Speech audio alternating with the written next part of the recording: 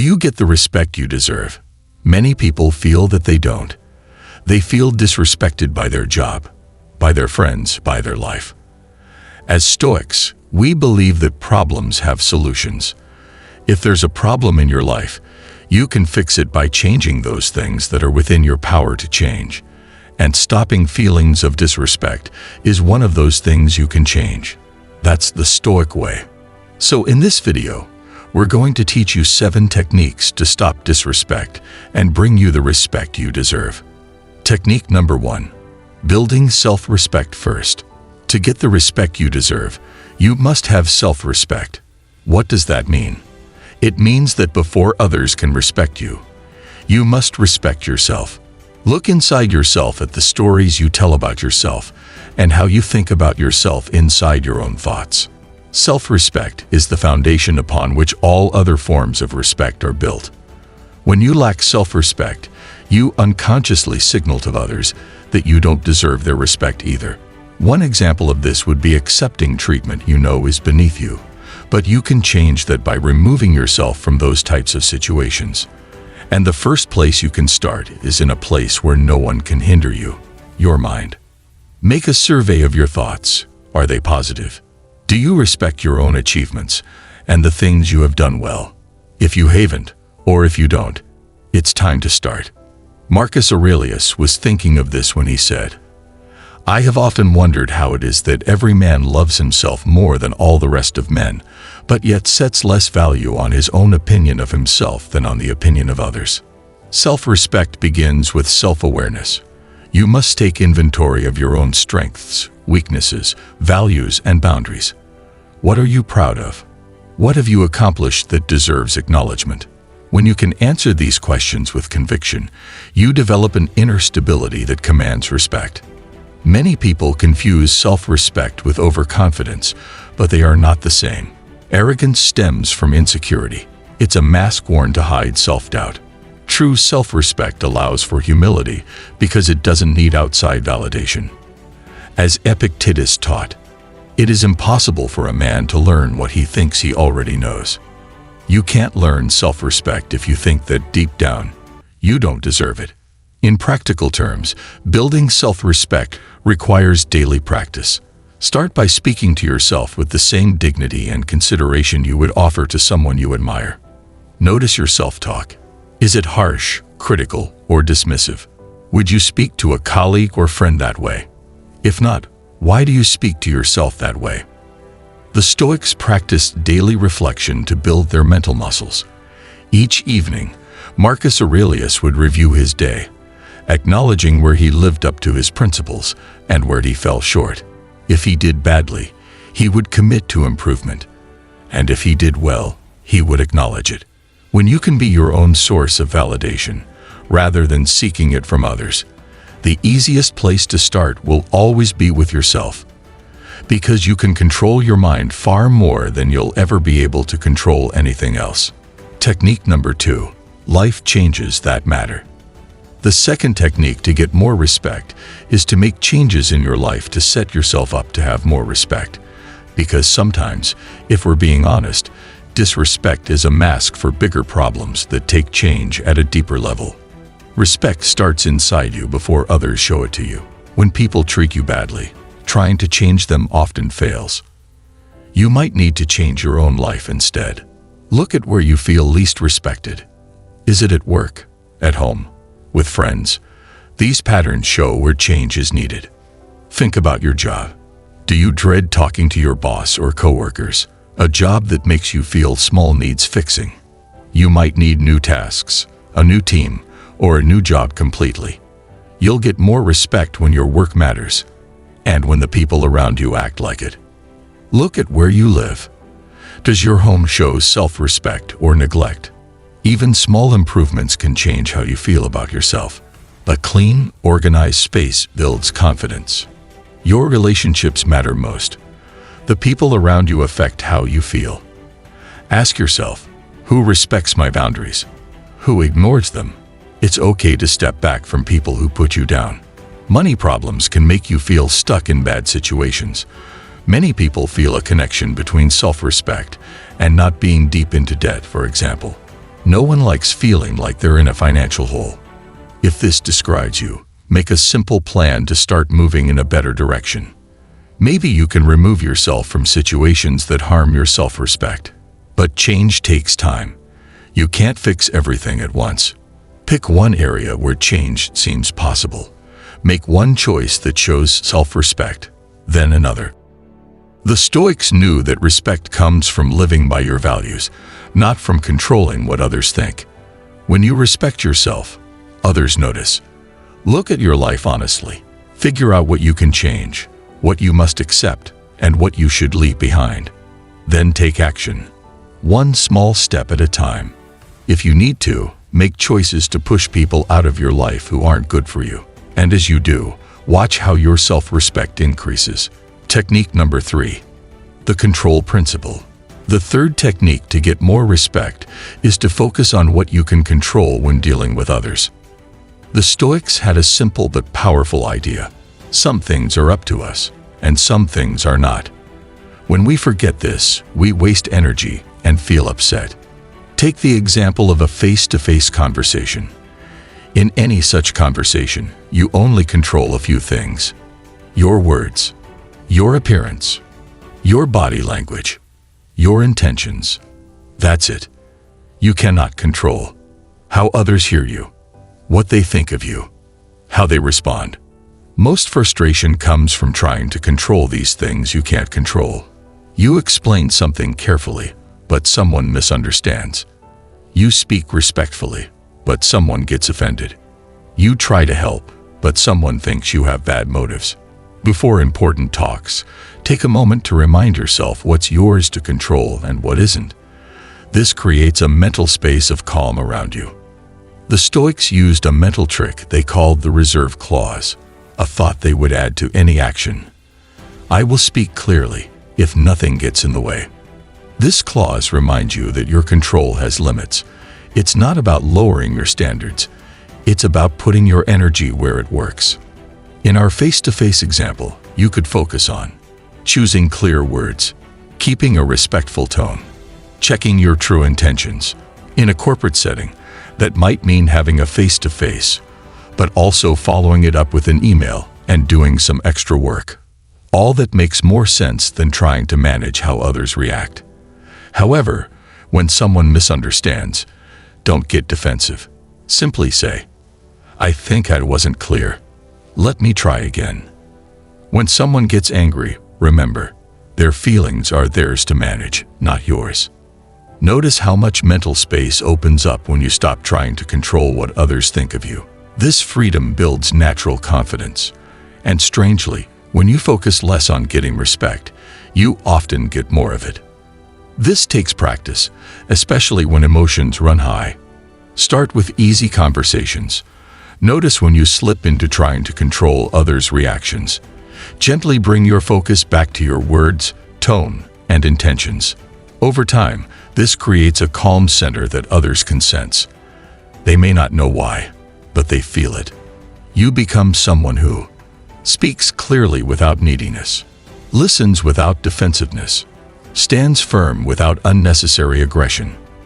This quiet strength becomes your foundation, not because you demanded respect, but because you stopped chasing it and focused instead on what truly matters, how you act.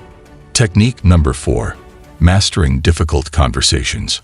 Our next technique builds on the last one. Once you've got a conversation going where respect is a problem, how do you manage it?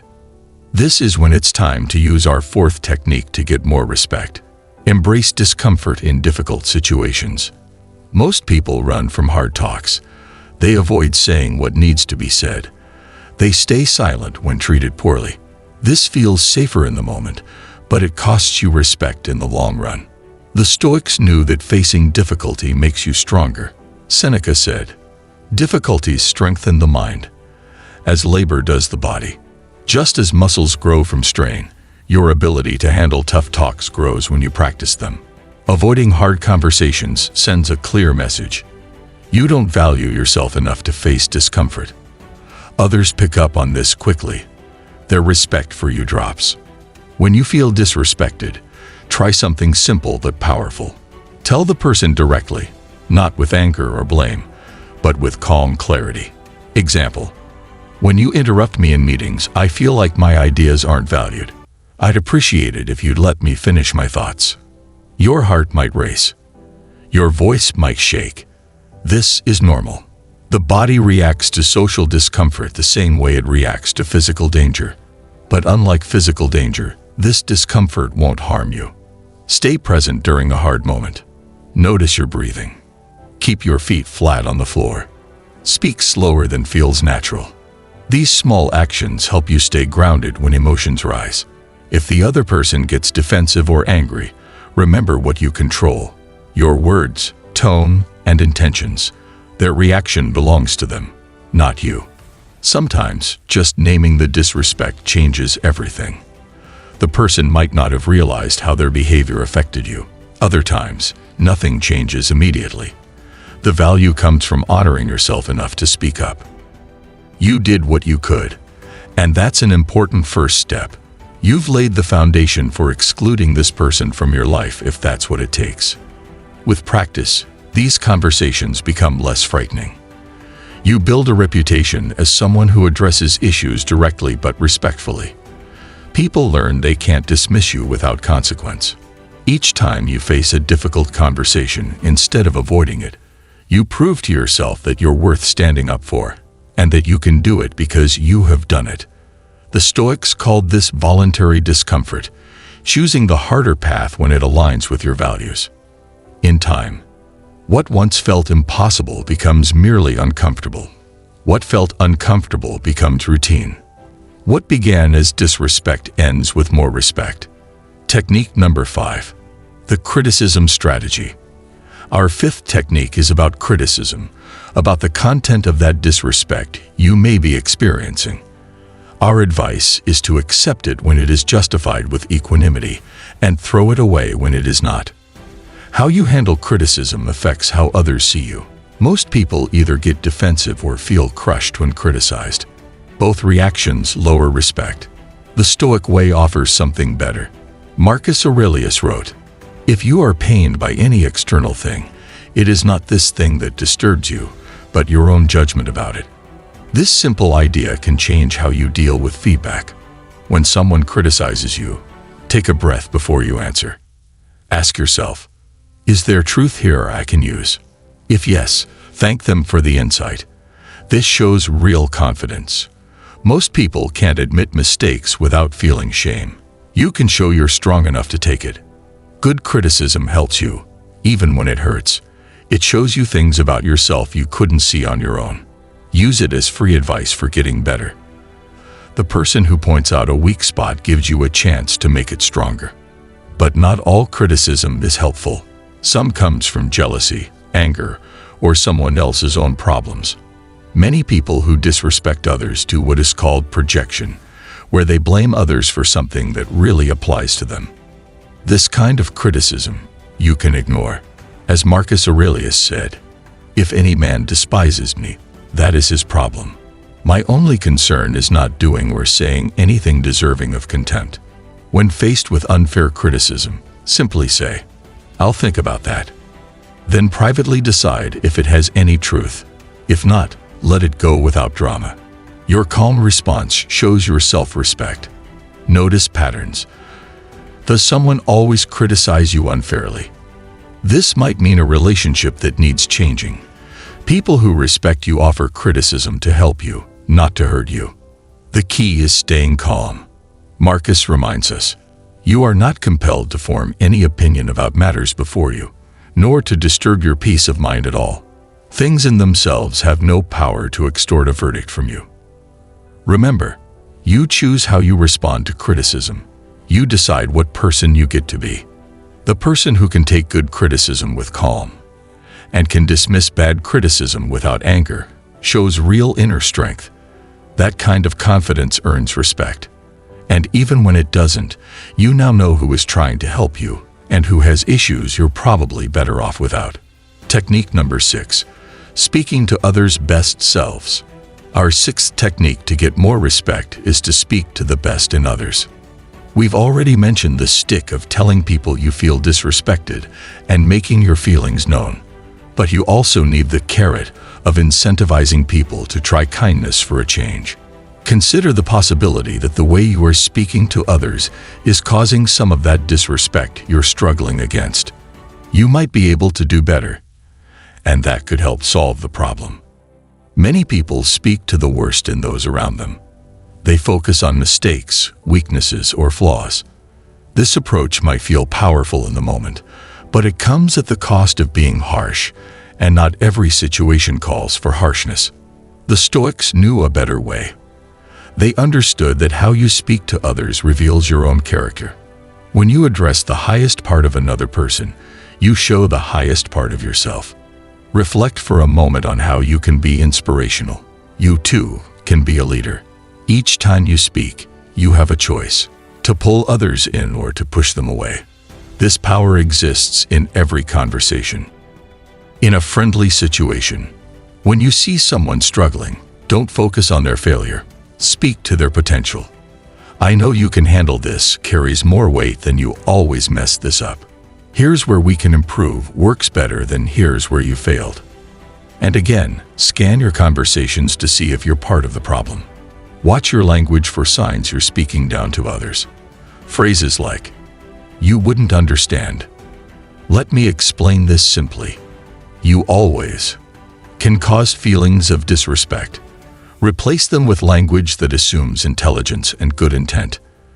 At the same time, remember that if you're doing the work but someone else consistently shows disrespect, you don't have to do the same. As Marcus Aurelius said, "The best revenge is not to be like your enemy." By speaking to the best in others, you help create it. And when you create a respectful environment, respect flows more naturally to you. Technique number 7. Aligning words with actions. Our 7th and final technique to get more respect is about you. You need to align your words with your actions. Think about people you respect. They likely do what they say they'll do. Their words have weight because their actions back them up. Marcus Aurelius put it simply: "Waste no more time arguing what a good person should be. Be one." Start small with this practice. Make promises you know you can keep. If you say you'll call someone back, do it. If you commit to a meeting time, be there on time. These small wins build trust in yourself and from others. Being honest about mistakes builds respect too. When you mess up, own it directly, without excuses. Say, "I was wrong. I made a mistake," instead of blaming other people or the circumstances. What we're talking about here is integrity, which isn't just about big moral choices. It's built in these small daily decisions to do what you said you would do. This approach takes practice. You'll fail sometimes. When you do, acknowledge it, learn from it, and keep going. Perfection isn't the goal. Consistency is. As your words and actions align more often, something changes inside you. You develop greater self-trust. This inner confidence affects how you carry yourself, how you speak, and ultimately, how others respond to you. Respect follows naturally when you become a person whose word means something. Conclusion: how to start your respect journey today. Now you have 7 powerful techniques to get you the respect you deserve. Build self-respect first. Make changes in your life to support respect. Focus on what you can control. Have the difficult conversations. Handle criticism wisely. Speak to the best in others. Make sure your words match your actions. Start with systems that protect your dignity. At the same time, make good choices that show who you really are. Finally, don't accept disrespect as normal. Each time you take a step down the road to self-improvement, you set a good precedent. So start with just one technique today. See how it feels, then build on it, one day at a time. In our next videos, we'll share more ancient Stoic wisdom to help with your daily struggles. These ideas all point to one truth: living the good life requires a complete mental approach. Don't forget to subscribe and turn on notifications to join our Stoic community. Your comments help others find these tools when they need them most. Until next time, remember what Seneca said: "It is the mind that makes us happy in whatever condition we are." Now it's up to you to live the Stoic life. and become the person you were meant to be.